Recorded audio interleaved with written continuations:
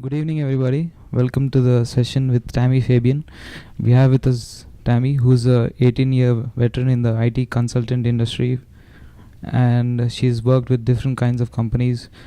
Uh, uh, as far as I know, she's worked in all kinds of profiles in ECM consultancies and business analytics as well. And she's here to answer your questions, professional and business and life advice as well. So if you want to ask her any questions, please feel free to ask her, and I'm sure she's willing to help you guys out. Yes. So with that, I think we should start the session. Okay, so the first question is, what advice do you have students for in general, and how do you want them to start out in the consulting field as well? Okay. Well, that is a big loaded question, but in order to answer that, to help you all out, could I quickly go around the room and just state what you are here for? Like, what is your major? What's your master's degree? And what are you hoping to get out of today? Just so I can have an understanding. That is actually the first thing you need to do as a consultant. You have to understand why you're even here. And I know general why I'm here, but I need to know from you all. So, do you mind if we start here? Okay. My name is Somaya. I'm a graduate student, master computer science. Mm-hmm. This is the second year, and I hope I finish this next fall. Okay. In December. Yeah. Great. Thanks. Janet? Hi all, my name is Janet, and I'm now a graduate student, mastering in business analytics. And before that, I took my first master degree in accounting, and with a part-time job in data analysis, I got interested in data, and that's why I came here to UT Dallas. And thank you so much for coming today and sharing with us. And there are a lot that I want to learn from you, both professionally and personally. Okay. Thank you. Thank you. Hello everyone, I'm Priyanka.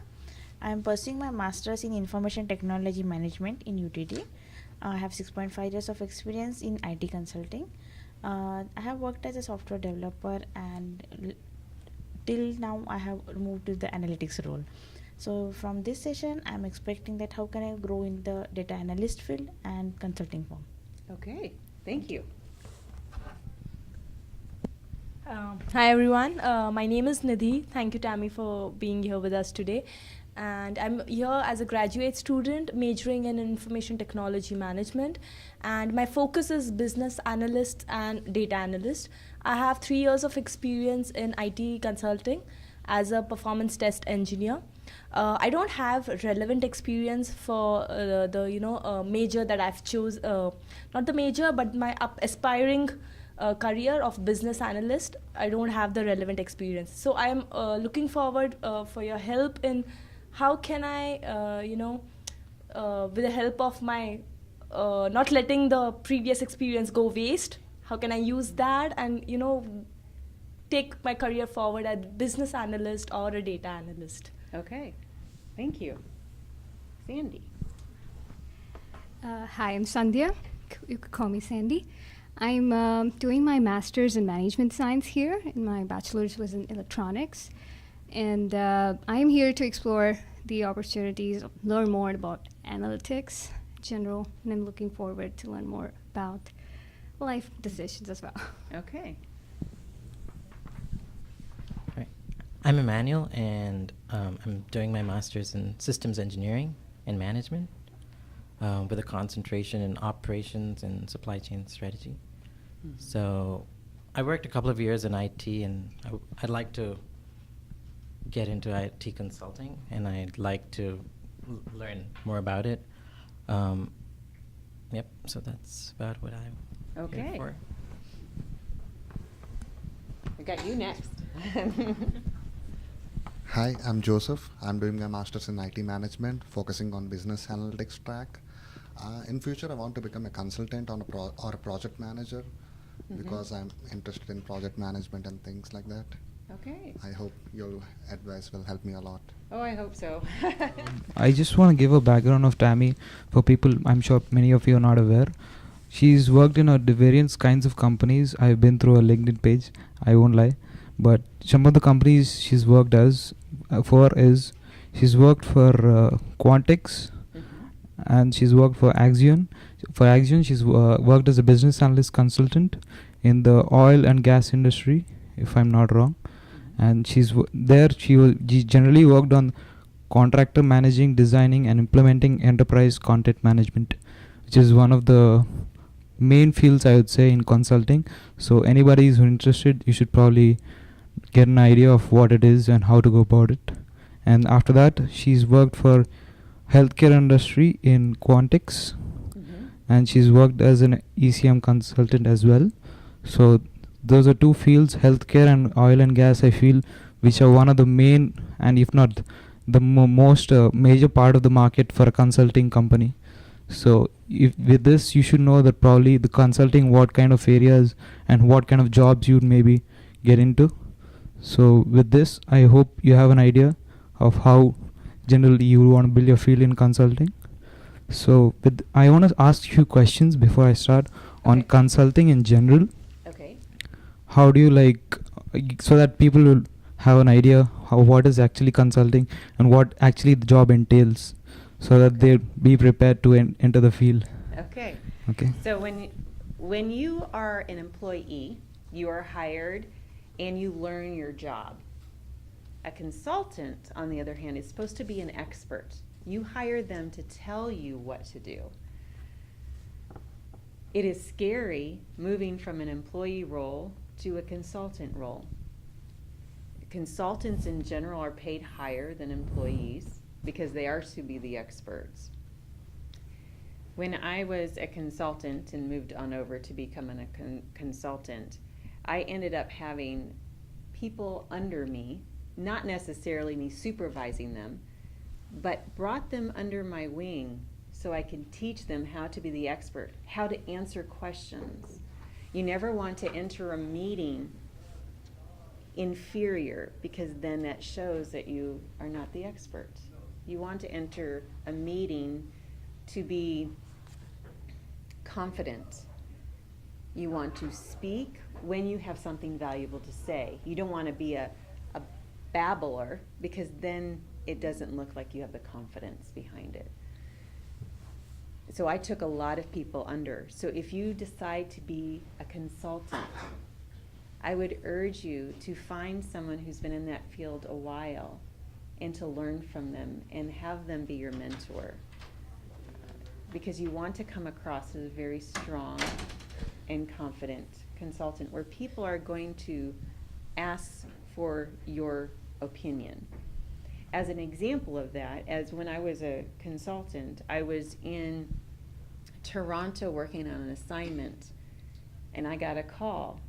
A company in Salt Lake City needed me to come down for just one meeting to attend a 1-hour meeting, and they were wanting to fly me in the middle of the week and fly me back just to attend one meeting. And it's because I had the confidence in what I did. So a consultant, again, is more of the expert than an employee who has to learn the job. So one thing, you have to build up your knowledge in a specific area. For me, I build it up in enterprise content management systems. Who knows what an enterprise content management system is? I think we're on Maui system. It was actually designed, the system I worked for was designed by Yahoo originally. It was Yahoo's search engine. And what an enterprise content management is, it is the area, the program that you use to reach all data within your company, whether that data is structured or unstructured. And we'll go into that later if there's time about what the difference is there, but unstructured data is very hard to get at. And so this system worked with that unstructured data, and that's what I became an expert in, and I focused all my attention on that. Okay. So I think with this we have a general idea of what consulting is and what generally your job would be like if you actually enter the consulting job. So I like to move on to the next question, which is how how do you see the future of the consulting world with this changing landscape of the IT and the software industry? And do you want to comment on that? Hmm. I even see consulting changing from when I was really heavily into consulting. I used to have to be on client site all the time. I would travel from Sunday evening to get there Monday morning, and I would stay until Thursday night. Then I'm home Friday, Saturday, and then I leave on Sunday. That is the typical consulting work week. Now, Friday is not a day off, by the way, and you don't get paid for your travel. But it gives you time at home. But you have to make a commitment whether you're going to be that kind of consultant, because you're gone from your family a lot, and it could cost you on your personal side and on your family side. But consulting, though, is changing a lot. The last year that I was actively working as a consultant, they asked me to stay from home. And so I worked solely on the phone and on the internet. Now, I ran large projects in the consulting realm. I wasn't the project manager. I worked with the project manager. But I had to be on the phone almost 8 hours a day. So one of the very first things you need to do as a consultant is put on your listening ear. You can't, because I think consulting is changing where it's more home related to cut down on expenses, and you have to be a very good listener. You have to hear the emotions in people's voices and not just their words. Okay. So the next question is, which skills, core skills in general and in specifically, are most essential for a worker in the consulting world? One of my bosses would tell you that the reason I became a really great consultant was everybody can learn a system, and you can be good at a system. But what everybody can't learn at is the business process behind the system. Why is that system needed in the first place? Someone mentioned supply chain. Was it you? Manuel mentioned you were standing there. That's why, you know. Supply chain, there is a lot of business process that comes in, or even for accounting. You have a purchase order, and the purchase order has to go through approvals. And then the purchase order has to be formulated, and then that formulation has to go out. And you might have to, through that purchase order, contact someone because that purchase order requires some ordering, and that touches that department. And that ordering might have to touch innovation or development department. And that's all business process. And if you don't understand how a business is ran, if you do not understand how a department seeks their approval, you will not be a good consultant, because a consultant is supposed to see the broader picture, where an employee sees their narrow picture. Picture. And so you want to have a broad perspective, and you want an understanding. One of the worst things you can do as a consultant is assume. You need to go not just to management to find what their objectives are, but you have to go to the workers who are actually taking the orders to see what their pain points are, so you can address them and get their buy-in on this new change that's coming because of technology. Okay, so there's the expert opinion, guys. Don't assume any inputs. Just go out there and get it. Unless you're going out there, you're committing suicide. So this is the next question, which is kind of an add-on to the previous question. What are the main softwares, if required, which the workers need to be updated with on a daily basis for the consulting field, to be ready for the consulting field? You know, to be honest with you, technology changes constantly. One of the things that I always kept up to date is the software I was an expert in relied heavily on the internet. And so I made sure I was up to speed on any changes with Microsoft IE. Things can be different. We didn't use Safari on ours, so I didn't have to keep up on Safari. But because technology, you have to communicate. You have to find out what area you're in, what software, and what touch points there are. And again, for me, it was internet. I cannot tell you how many problems we would have just because the internet was out of date on someone's computer. And that was the only issue. So in that regard, that is a hard question to ask unless I have specific information about what someone is doing, because you just want the touch points that come into the system you're relating to.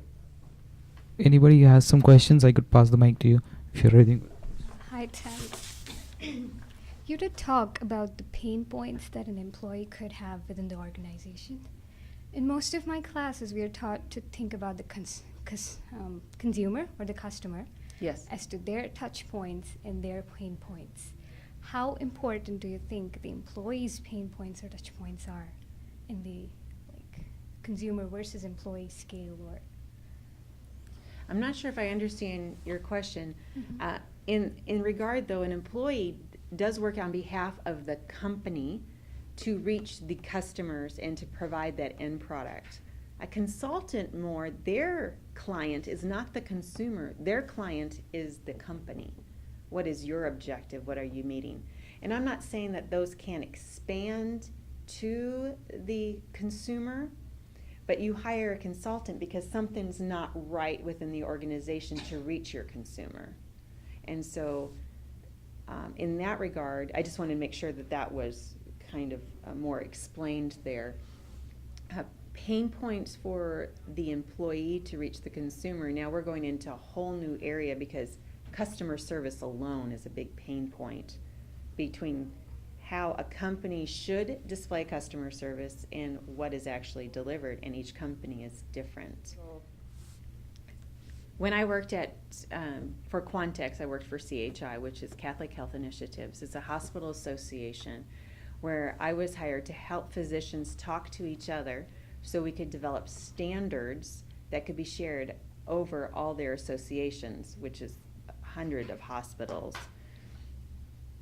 Now, the customer's pain point in some regards is they go to the hospital and now they have to take x-rays again because that other hospital they went to has the x-rays, or they have to pay money to get those x-rays.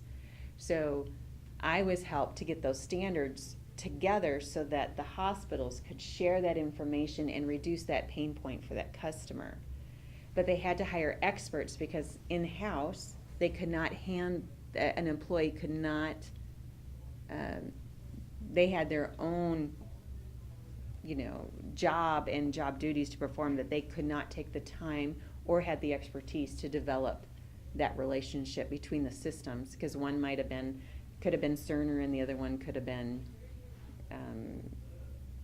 ERP system of some sort, and they needed to try to communicate, and that was beyond the employee's role. But the consulting come in to solve the issue for the company, which ultimately then might relieve the customer's pain point of not being able to see their x-rays from one hospital to another. Don't know if that's answering your question or not.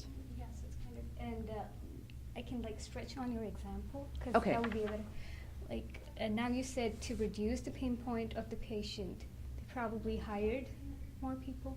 Isn't that like a financial strain? And by trying to balance the internal pain points and the pain points within the patients, we are just rising up the financials here? Well, it might be rising up the financials, or you might have a very good management team on your hands. Obamacare actually offered hospitals and associations grant money to bring in that technology. And so in a sense, they did not have to spend the money, they were given money to make it happen. So it depends on your management team and how they manage the organization. Some of you said you're going to be in IT management. These are some things that you really need to look at, is what kind of grants are out there to accomplish what you're trying to do and leverage that money so it doesn't come out of your bottom line, and thus then raise, in this case, would raise health care costs for that hospital because they have to subsidize for bringing in and making sure that those are read. So It depends on your management and how savvy and wise they are with the money they've been given to use. Mm-hmm. I have a question about your expertise in internet. So I wonder if it has some relationship with your decision to especially deal with unstructured data. Okay, so well, let me actually tell you about my expertise so you know it. I graduated with a psychology degree. Isn't that interesting? I also was a tour guide in Alaska. You don't think that would help, would you? I also was a financial operations officer for a broker-dealer firm. And I was the compliance officer. Still nothing to do with technology. But what it does have something to do with building relationships, with dealing with clients, dealing with paper records. So when I became a consultant and found out that I actually was very gifted in IT, which I didn't actually enter into until later on in my life. Where did I lost my train of thought? Wow, that's great. But that kind of is my expertise. Now, how I kind of had a flavor for IT in the beginning is when I graduated college, I traveled around the United States in my Mitsubishi Montero for 2 years, and I went from town to town, and I would go into a temp agency and get a job. And I would not know what industry they would be in. I would not know what department I would be in. But you know what? I gained this knowledge of business by doing that. And one of the jobs that I went to, they needed to hire a temporary because everybody in the office was going to be gone for 2 weeks and they needed someone to answer the phones. So one of the things I just urge you to do is not waste your time playing video games in this sense. I started doing that the very first day and it was kind of boring. The next day, thankfully, just the second day out of my 10 days there, there was a package delivery. I got up from the chair, put it on the desk of the person that had the package delivered to, and I came back and I noticed right behind me as I was sitting down that there was some manuals, Microsoft Word. Back then there were manuals, that's how old I am, okay? There was Microsoft Word, Microsoft Excel, Microsoft PowerPoint.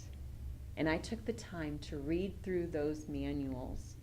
And then, like in Microsoft Word, I saw some documents sitting around, a contract, and so I used that in order to create a merge document of data that you would enter in, and then it would pre-populate in this file. And so I learned a lot while they were gone. I focused on that. Matter of fact, I ended up staying at that job for another month because they loved what I did and I incorporated much more and showed people how to do it. So that was great. Then I took that knowledge and then did a whole bunch of other stuff.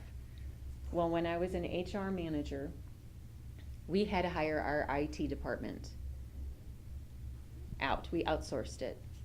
And the president just really thought I was being underutilized and I had a lot more to offer. So after a year and a half of putting his vice president of sales on me to try to sell me the company, I actually moved on over and started working in IT. Now I have never, from that point, I had never did SQL. I never did HTML, XML, and Java. But I did do Excel, and Access is part of that. So at the end of my very first week, when I attended a meeting on risk management, risk mitigation rather, which I didn't even ever hear of before. I was really confused in that meeting, taking notes like, okay, look that word up in the dictionary, and all these other words. And then at the end, I realized, oh, he wanted a purchase order to do this in order to get approvals to go to the accounting department. Oh, you know what? I think I can do that. So I got back to the computer, which I started going through their help menu. And by the end of the day, I had already created their form and had already programmed SQL. So in the time that you're given, no matter what job you are in at the present time, it can always be utilized for a job in the future. So that was where my expertise came in. So just so you know, it's a raw expertise. I've never been formally trained. But I started, when I became a consultant, I could actually read code and tell programmers where they were off. It was just a really nice gifting from the Lord. So, okay, so your second part of the question, I wanted to, can you take the... How does OU2 deal with unstructured data? Oh, yes. So just to clarify what structured and unstructured data is, when you put something in Excel, everything has a little cell field. That is a designated cell field. That is structured data. You have a chart, you know, this is this column, it's the members, and this column is the dates, and this is the numbers. That is structured because I know what's going to be in each cell. The biggest problem in a lot of organizations when it comes to enterprise content management is their unstructured data. Their emails and their Word documents and their PDFs. Unless you do a search engine and kind of extract words from the document, and when you extract the words from the document, you can make it appear to be structured data, but only when you go through that technique of extracting. And so unstructured data is, if you're going to be a consultant, that is a big pain point even today with email management, records management, and getting control of their physical records to know what they have. And so that's what unstructured data is, and it is the biggest, several years ago, it was the biggest mess in the industry. Mm-hmm. Because people you have text messages. Yeah, IM. Do you guys do IM here? Instant messaging? Yeah. When you're at work, it's a big thing, and it's annoying too. But that's unstructured data too. And all this unstructured data can be used against you in court or could be used for you in court. And you have to get a handle on what's out there because can you imagine a company with so many employees and how much unstructured data is going out, and you have to try to handle that. My husband, it gets mad at me because I delete emails because I don't want unstructured data around in my email box. So, yeah. But anyways. So what's the difference between handling structured data and unstructured data besides what you mentioned about extracting? And what's the technique behind the unstructured data? Unstructured data takes a lot of manpower up front. You, like in organization, if I go to a healthcare organization, which I worked at, oil and gas, and I also, let's say something close to oil and gas, I worked in the gold mining industry as well. If I take those three, they have different vocabulary. So I can't just use one program over and over for different industries because they have different languages, different acronyms, different, now social securities are all the same, you know, but I might have different chart of accounts. In accounting, you want to extract data that looks like a chart of account, but all three companies have different chart of accounts. So you need manpower and time to program each system for that company so they can extract the unstructured data that you're wanting to see so you can make sense out of it. And so a lot of companies don't want to take the time, or if they take the time, it's expensive to do it because you're paying for people to come in as your experts to set that up for you. So it's just, I don't know how to answer that question outside of it's a big issue with a lot of companies and how much money they have to spend on that. What do you think of an external source or software doing it for you? You have to program that software. That's what I was just telling. There's different industries, different acronyms, different ways people run businesses. I mean, you go into one healthcare association, you go into another healthcare association and another one, they're using 3 different systems. Now, all of a sudden, your software now, if you're wanting to do that unstructured data, you have to read those different systems, and that takes time and money as well.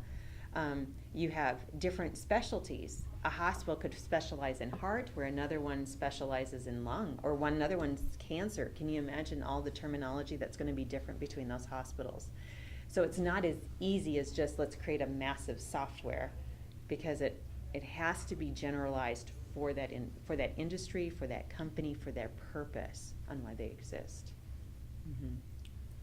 So But isn't it a long-term investment? If once the technology is made, from the next time onwards, it just has to be updated?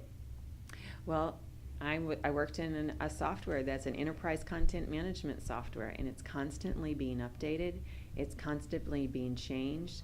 It's you have some software ECMs that are only good for medical field, because you have X-rays, and you want to obtain those as well. You have to extract the data from the X-rays, or especially what the doctor's interpretation of that X-ray is. You have mining, and you have groundwork. You have, when they take a sample, it's 50 feet long, and all the different soil samplings, and you have to okay, that's two different systems right there that you have to manage. Now, you can have a core system. Both of them use the same system, what I'm describing, but it took years to get that system working for that company, because you have to program all their language, all their specifics that they focus on. So it's not like a one solution solves it. One solution is the framework, but now you have to build the house. You have to put up the drywall and electrical engine, electricity. You have to put in the switches and the baseboards and paint it. And a lot of times that's what the consultant is hired to do, is take that framework and make it into a beautiful house, a beautiful program that will work for that company. Is that a little bit more clear? Yes. Okay. okay. Yeah, thanks for those good questions. You haven't got the question? Yeah, Tammy, can you share with us your most impressive experience communicating with different people and interesting stories? Different departments. Well, it was really, this is not quite like this, but I like to dress up when I'm at work, because as an expert, I want to look like the expert. I don't want to look like, the hobo down the street. Not that there's anything wrong with the hobo down the street. I support and I will talk to him. But I want to have that respect up front. So I worked as a consultant, and I had a project manager under me. And she had a boss above her. Well, we had another consultant come in, and because of how I looked, how I acted, what I said in meetings, the confidence I had, he thought that I was the supervisor of both my boss and her boss. And so that was funny. But it's just your appearance and the confidence that you have when you enter a room in doing that. There is many stories in consulting. Sometimes you need to be fun with the people you work with. When you are consultants, there's a time when you hand it over for what they call user acceptance training, UAT. I don't know what you call it now, if it's the same thing. And it's always scary when the consultant hands it over, because you're wanting to make sure all the bugs work out, and that's when you can kind of really look like you're producing a product. This is your expert, and you don't want to have like 100 mistakes come back to you. Well, Alex Cohn was working at the gold mining, and this was with her physical records. We were doing what I was just describing, kind of extracting the data from all the reports to make sure that she could find, when someone wanted a piece of paper or a report, she knew exactly where to go get it, both the physical copy and the electronic copy. So I handed this over to her, and I said, okay, I just want to let you know I buried a couple mistakes in there, so I'm hoping that you'll find them for me. Of course, I did not bury any mistakes in there, but I wanted her to give the impression that I wanted her to try to find them for me. It's a little competition. And do you know, she came back with the most thorough report ever of a software for UAT, because she was challenged to go find the errors. And so she came back with about 6 errors. I was hoping for only 3, but okay. But so I try to make it fun at work. When you're a consultant and away from work, Another thing I do is my team that's with me or my coworkers. I try to go on an event if we have to spend the weekend and go do something.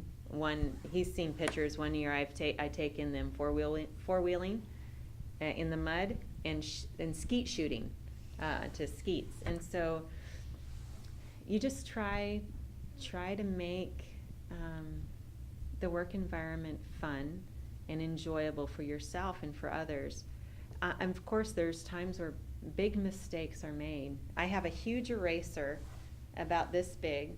It's pink and says big mistake, and I have 189 written on top of it. We were doing an implementation and we were rushed. Should never be rushed in implementation. Take your time.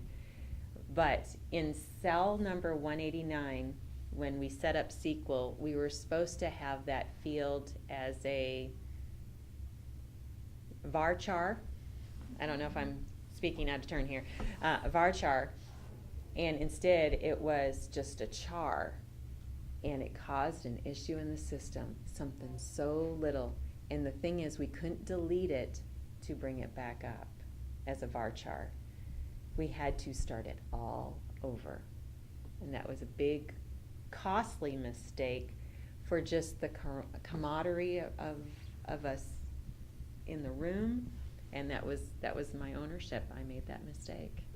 So even something so simple as a consultant, you have to be very careful. A varchar and a char, even in SQL, can make a huge difference with the system. Okay, yeah. Thank you, Jeanette and Sandhya, for those good questions. And those was really great answers regarding the unstructured data and how to go about risk mitigation. And thanks for explaining how you go about your workplace. It seems like a lot of fun to work with you, and I'm sure if you offer, there'll be many people who'd be ready to come and work for you even for an internship. Oh, thank you. So I want to move on from the business point of view questions to the non-professional, more of a career advice questions. Okay. And one of the first question is, you moved from being an employee to a consultant. How would you describe that change? Is it advisable, and what stage of your career would you say would it be most effective? I'm going to back up that question just a little bit. When I saw that question, it reminded me of when I was an executive assistant. When I left college after my year of living in my car for 2 years and exploring life, I ended up becoming a secretary, which is a glorified executive assistant. And it was hard to move out of that role into another role. You kind of put up, it might be something like the help desk in a way. You're stuck at the help desk. You can't get out. You do a good job at what you do, but you want to excel more. And it was really hard. That is when I took the time to start studying to become a broker. I worked for a company who was at this time I wasn't working in technology. I worked for the chairman, but they were trying to develop electronic trading system for mutual funds. I had no contact with them, but I thought if they're going to be trading mutual funds, then I probably should get my license so I can help out. So I decided to do that. So I took the initiative to try to learn to do something different than what I was stuck in. So if you're stuck in IT support, look at what the other departments are around and start studying that. So when a job opportunity comes available, you have the lingo, you have the language down, and you have knowledge behind. I'll tell you, they're not going to blink twice and they'll hire you because you're that ready. I remember telling them that I'm ready to take my broker's license test. And they laughed at me. They thought, no, Tammy, you have to study for this. I've studied for this, thank you. I am ready to take it. And he goes, oh, okay, we'll sponsor you. And they sponsored me, and I had though it's not recorded like in the company books, but I ended up getting a 98 on my brokerage license, which was the highest in the company. So instead of just being the executive assistant that goes to the broker, guess what they asked me? can you study for your principal's license and become our compliance officer? So you can make a jump, but just take your time to don't expect it to come to you. Take your time to develop your knowledge and understanding in another area, and then jump when the time is right. So in regards to employee, I was an employee for the HR company I briefly talked to you about, where we outsourced our IT department. And the reason we outsourced is because it was Axion Consulting. They did consulting work for different agencies and different companies. And so that's when I had to make the leap. One of the reasons why I didn't jump for a whole year and a half is, one is consulting work is different. Again, you're the expert. I don't know computers. Remember, I didn't even know the first week. And I had to take that big leap that I could do this. And so that's really one of the big things, is you have to have confidence that you can do this. And so it was a big jump for me to go into consulting work. But I have to say it was a bigger jump for me to go to a secretary, an executive assistant, into becoming a broker. Thank you, Tammy. I think that shows that an employee who shows initiative and shows confidence will definitely go places. Yes. Hopefully, people will take away from this session. And carry on to that. An add-on to that question is, as you said, you worked as an executive assistant, secretary, and then you moved on to becoming a broker's license. So that's a pretty big move. You did it in a pretty short amount of time. Yep. So that shows that how much, if you are willing to put in your heart, that will go a long way and definitely get you noticed in the company's point of view. So, and how would you like to encourage the budding students here by growing your network and sort of introducing to them to the consulting world? Growing your network. When you become a consultant and you become good at it, people actually come to you. Axion, they put someone on me to come, but I didn't have to get my resume together. In Quantex, they heard that I was an expert in this, and they wanted me to work for their client. And so I didn't have to get a resume together for that either. So I'm probably not the best person to answer that. But I am a good person to tell you that when you have a good work ethic, and you display confidence in what you're doing, and you treat others well, and you listen to their needs, you will go far in the industry, because people will not want to hire you if you screw up. People will hire you because you get it right. I have come on. When I was working with Axion, I was called in to save projects that IBM did that every single top 5 IT firms have messed up, and I actually was called in to fix each one of them. That is a very high compliment. I fixed more problems than I actually started from scratch, because they just had a consultant that could not do the work. And I got a good reputation of saving projects. So. That's really a meteoric growth, I would say, and I'm sure everybody would agree. I don't have any previous work experience, but if I want to become a consultant, what are the technical skills and business skills I need to develop in order to start from scratch? Well, the technical skills will have to be based on, if it comes from the IT, on what IT software or area you want to work in. Now, I did ECM, and I was an expert in what they called LiveLink at the time. But I also could do Hummingbird. I could do other little smaller ones, Documentum, FileNet. I could do those. But I honed in specifically in LiveLink. And in a sense, when part of what I did as well is, like LinkedIn, they have, almost all softwares have a board that you can be on to look to see what the problems are that people are experiencing, how they like the system, how they don't like the system. In a sense, you can gain an understanding of where their pain point is and then hone in on that area. But it's, for me, because of my experience as a compliance officer and having to deal with papers and trading, and that work has to be precise, it provided me with the basic understanding of business process when it comes to the importance of that paper trail. So that helped me when I developed workflows electronically and also electric rent management. So I leveraged both of what I knew for the solution.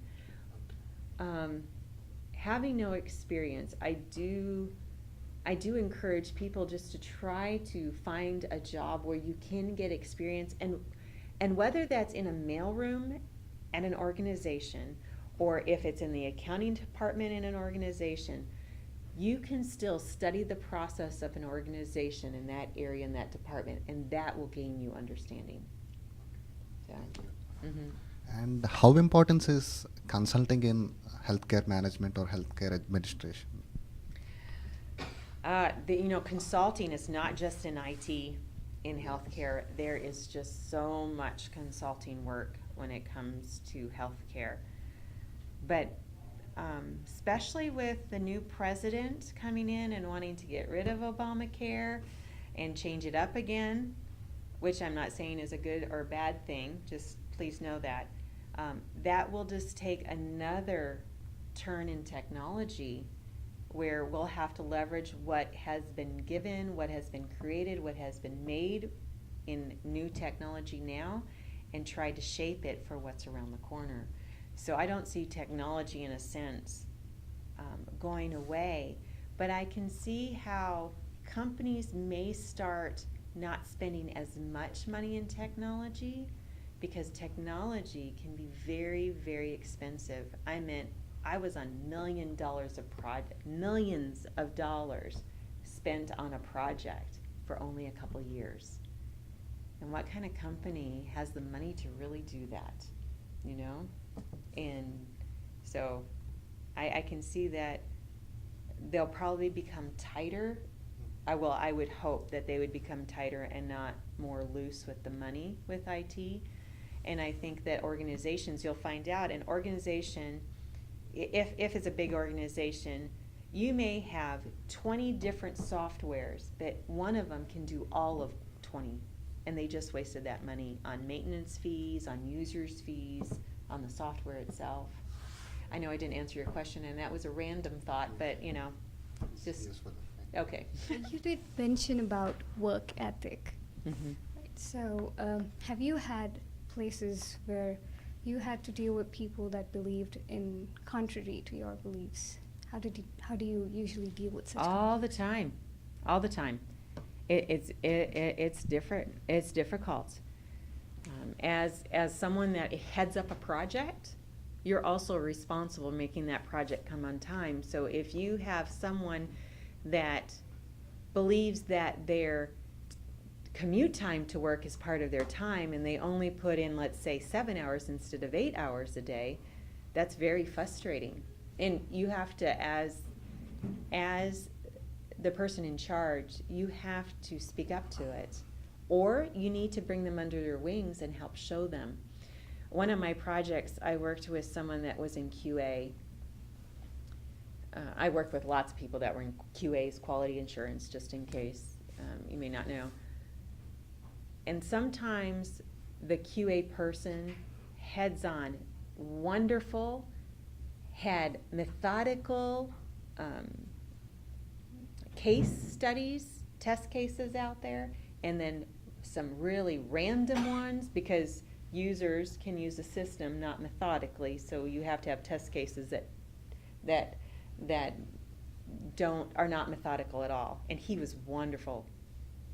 His name's Dennis, but he was wonderful, just top notch. But then I had other QA people that just did not get what the system was doing, or they test to make sure everything was in the Dropbox, but they wouldn't test to make sure that you could still submit it. There's a difference between the two, and it was very painful.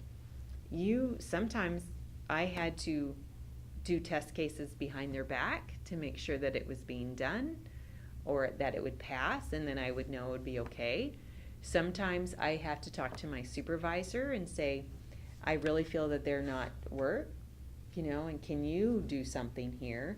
Sometimes I even went to the client and just was upfront with them about how they should look at their system and work with it. I tried very hard to make honesty my choice, but I was also very carefully not to throw that honesty to the pigs. They say, don't throw your pearls to pigs or they will be trampled on. So I'm very careful what I throw out, and you just have to use discernment on how you approach people. Are you willing? Like I was willing to take this QA person under my wing, but it took me about 3-4 hours extra a week to kind of walk her through to make sure she had everything she needed to make sure that this system would be good and be deliverable for UAT. So every case is a little different, and there will be times where you're going to be accused of something in the office place when you had nothing to do with it. It happened to me. I was accused in the workforce for something I never did. But you know what? My integrity, my work ethic, how I addressed myself in the office place, and that I exhibited the core values of the company, no one outside of the person that accused me believed it. So there's something to say about how you go about work. And you will find people that are just jealous of you, which is what happened in this case, and of your relationships with people in the office, because you gain that respect and they don't have it. And so sometimes it can be a painful road sometimes. Just because you get a job, it's not going to be always a rainbows. A rainbow only appears because there's a cloud and rain. So You said that you have been recognized as a problem solver. So how Yes. did you develop those skills? Never give up. No. When I was at a job one time, and I asked the president, help me solve this problem because I'm not sure what I'm doing. And I thought he knew what he was doing. But he said to me, no, you can figure it out yourself. Now, he was saying that because he didn't know. One of the things I can tell you about an out of the box, you can't think that there's a box. You have to leave that box alone. You have to reach beyond what the box borders are. Someone said that one time, and I can't remember the client offhand, but it was somewhere in Vancouver, where something could not be done. And in problem solving, you can figure it out a lot on your own, yes, but it's really great to find someone to brainstorm and talk about, okay, so the system does this, and how do you program the system this way? Because different programmers program differently. You know that, right? And so I would engage in conversation with people and then think about it and maybe read a help menu, or I'm a big help menu person, by the way. That's how I became an expert. I read the help menu, every single page of that software, and that's how come I knew it. And I engaged in other people. I did not rely solely on my own knowledge. I also did Google searches a lot, especially if I wanted to figure out this little piece of Java here and see how other people would do it and see if it would work with what I was doing.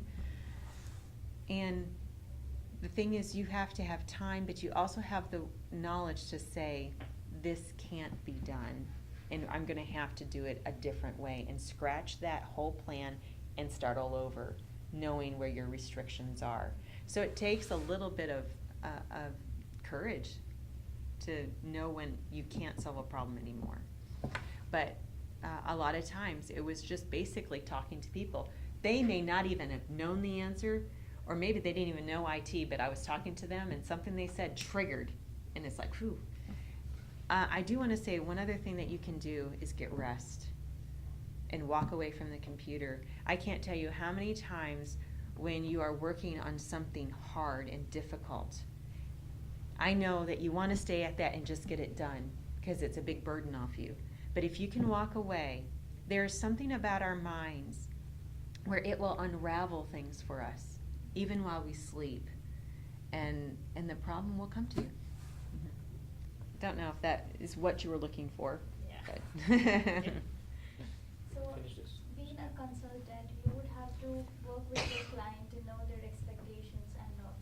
So, was there a time like the project deliverable was not meeting the expectation of the client?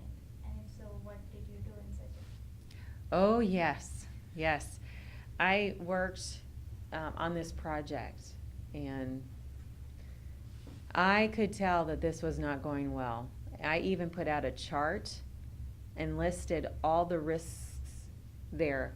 It was part of risk mitigation. I wanted to show that we were at risk of not fulfilling this project. However, the project manager opted not to check that and opt not to read my emails and take them seriously.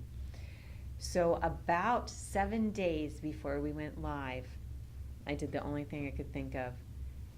I did a test on the system, found over 100 errors, 125, something like that, in the system, and we could not go live. And I made a stand in the meeting. I felt like no one was doing anything. Now, where I went wrong is probably I should have done that a lot earlier than 7 days before. I just felt like I was doing everything I was to do up to that point, and I needed to save this. What I also needed to do is if I felt that the project manager wasn't reading my emails, I needed to jump her. Now, that is not something you want to do on a regular basis, but in order to save a project, you really should jump and have backing. I had tons of emails backing, but I could have presented it. Unfortunately, that one problem, I ended up losing the contract for my job because of that. However, because I knew the system and they knew that I knew how to program it, I was brought back into the picture. So I had to take a little punishment for what I did. And it's a lesson learned. I don't like jumping people in management. It's very hard to do. It's probably one of kind of like a question you had earlier. I just wasn't thinking of it right at that time. But you have to use discernment and just hope for the best. And if you don't decide to jump someone, you have to realize you might have to accept that consequence. And thankfully, I was redeemed, and they end up calling me all the time for how to resolve something. Like in a team, not always all the team members, show the same dedication as you do. Right. So in such scenarios, how do you deal with it? Like even with us during group projects or something like that, we have to deal with it. So it's like a big question for us. How do we go about it? Because we are doing our best, but since it's a group project, we can't do everything all alone. Mm-hmm. So how do you get about that? Like how do you make people work? You can't make someone work. You can extend grace and help, and your teacher will know who didn't put the effort in. That you have your hand, you have a fingerprint on your work, but you can't let that fear hinder your project. But then doesn't that somewhere affect you as well, because it's a group thing, so if they don't do their part, yours gets affected too, so it's an overall bad project. It might be an overall bad project, but what it does to you is it creates anxiety and worry in you. And you have to realize that you can't change someone and you can't make someone, but you can do your best to present the best you can and put your fingerprint on it. Mm-hmm. You know, they in designer world, you make an outfit, but the same material can given to every one of you, if you guys were designers, And each of you would have come back with something slightly different because it has your fingerprint on it. And so make sure that as you work and you're doing projects together, make sure your fingerprint is shown. Like, this is my work. It is good. And your professor, I have no doubt, they're smart people. They're going to see who's doing the project and who's not. And then if it had to be, jump them. Go to the professor and say, hey, this person wasn't doing their job. Now, don't do a tattletale kind of thing, but but if it's jeopardizing your grade, you may want to have to say something there. But in the workplace, you have to show a lot of grace to your coworkers. That is one hard lesson I had to learn, because I am an overachiever. I'm a type A when it comes to work. Not when I'm at home, hopefully. And so not everybody is like you, and they don't think like you either. So the one thing that you can do is listen better, make sure you're the one communicating, so you're passing your expectations on, and you're hearing the expectations back, and then you're reiterating those expectations back so you can interpret well. And then just show grace. I mean, God showed us grace, so we can definitely show grace. I think that was a great session, but I do have one last question, which is, I think, running in everybody's mind. Being the industry veteran you must have seen a lot of contacts and have been in touch with a lot of people. Would you know any companies who are willing to take on international students for an internship, or even, full-time job? At least a contact or a reference would be helpful. So everybody would appreciate that. Yes, I know you would appreciate that. It is hard because it is an expense to carry on an international student because of visas and things like that. I know that in town I worked, and I don't know if they do it now, I worked at Authentics. It was, they have a technology area. They don't have IT per se, but they have technology as it relates to inventions and things like that. And they have in the past done some international, and I saw that on there, and I was just dumbfounded in the sense of, I think Canada does a really good job with their internships as well, though. I know a lot of people who are Indian, by the way, that have a lot of jobs up there in Canada. So, Okay. I'm sorry I cannot help you with that. I'm sure people will not leave it that, but they'll continue to hound you behind this opportunity. But Okay. I think this is a great session. With this, we have been going on for almost 1 hour. Everybody's clear their questions and everybody's happy. And I want to thank Tammy once again for taking her time out of a busy schedule to spend some time with the students and hopefully impart some kind of a knowledge to everybody. And I also want to thank UTD for letting us do this, and Dennis for actually taking the initiative to help students out. Not many people do that.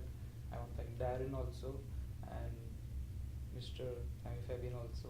Coming out to help us out. Thanks everybody. I hope you gather some kind of information. Hope you take some, be in touch with at least Tammy, and it'll help you definitely in your career. Please follow all advice. Thank you everybody. Thank you. Thank you.